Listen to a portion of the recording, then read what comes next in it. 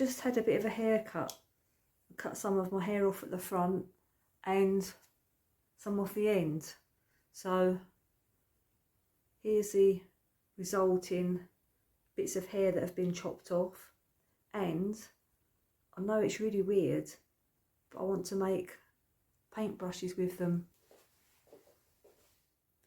So recently I trimmed my hair, some from the front, my fringe, and some from the back of my hair, and I thought I didn't want to throw it away, so I thought maybe I'll try and make a paintbrush from the hair. So that's what I'm going to do. I'm going to give it a go. I haven't got the correct things for making a paintbrush, but I found this pencil and it had a rubber, an eraser in the end, which I've taken out, and I thought maybe there was a way that I could attach the hair inside this. I've got some jewellery making glue and some cotton to tie it, and these pliers to squash the metal down at the end. So I think I'll have a go and see what I come up with. There's too much hair in this piece here, so I've sectioned it off and I've started to tie it with thread here. And I'll just carry on making a few more knots in that. This is as far as I've got to at the moment. I think what I'm going to do is turn this over like that and then start binding the two bits together. As you can see, I've now bound the hair at this point. I bent it over and then wrapped thread around, and what I'm going to do now is put some jewellery making glue in the end of this pencil where the eraser bit was. I'm going to put the glue in now, hopefully push that inside, and then I will use these pliers to squeeze the metal together. A word of warning, if you're using one of these strong glues, make sure that there's no glue around the cap when you put the cap back on, because what's happened is this cap has actually glued itself to the tube. So despite trying to get the cap off, it just won't open. So I'll have to resort to using a trusty old glue gun instead.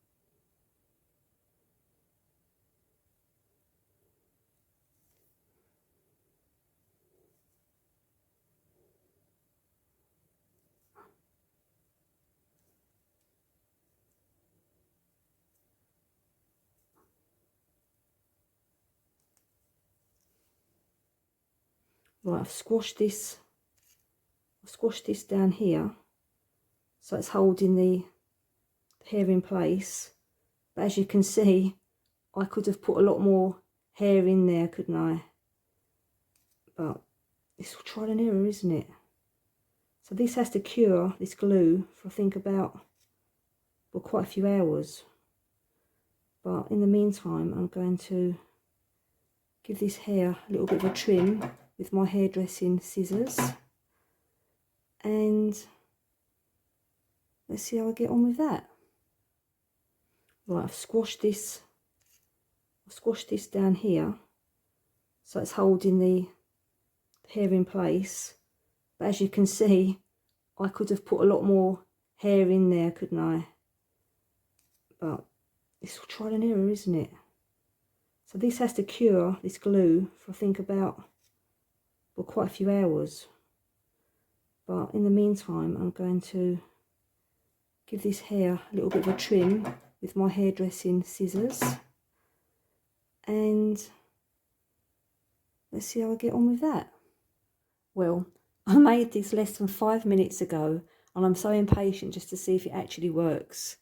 So yeah, as you can see, I could have filled out this area a bit more.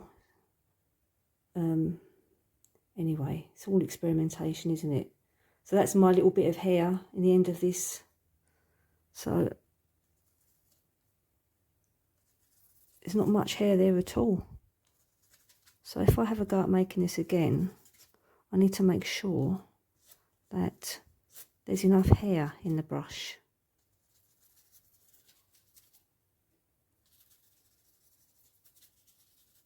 Right, let's see now. What colour shall we use? What's this colour here?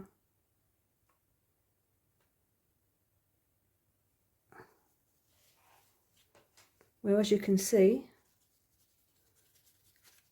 it works perfectly well as a brush. Not a wonderful brush, but it's still usable. So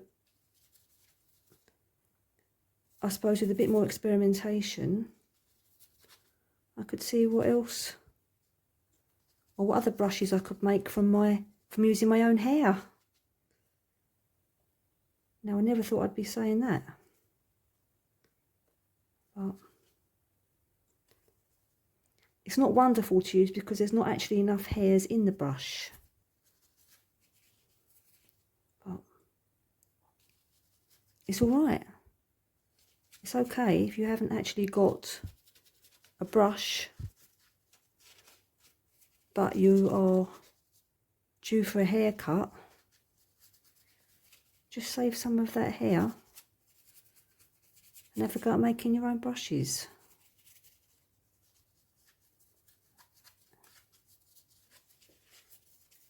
Bit weird, but who wants to be normal, eh? Just to say, I probably won't make paintbrushes with them